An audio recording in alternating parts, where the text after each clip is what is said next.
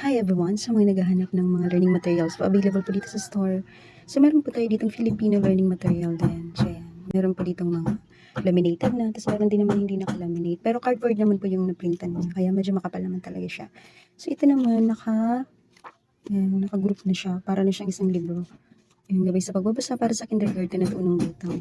May mga anak dyan, ito yung para sa inyo, para sa mga baby niyo. Mga napaka-basic lang talaga siya. So, madali lang talaga siyang masundan ng mga bata. Kasi ito talaga yung first step para matuto sila magbasa. So, ito yung mga laman niya. Yan, abakada. Parang nag-aaral ka na ng ganito. Parang nagsimula lang tayo sa kindergarten. Ilang page pa ito. Madaming pages to. Binibenta ko to ng dati, nasa 60 ata yung bigay ko nito. Pero ngayon, bigay na lang natin 50 pesos.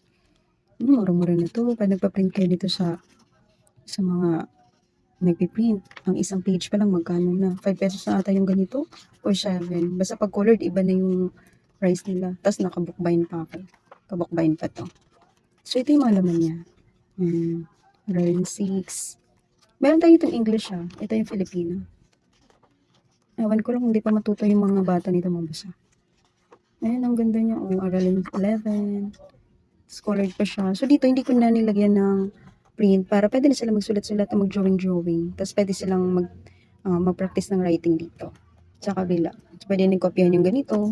Lagyan nyo yung mga tracing, ito-trace nilang mga letters at number.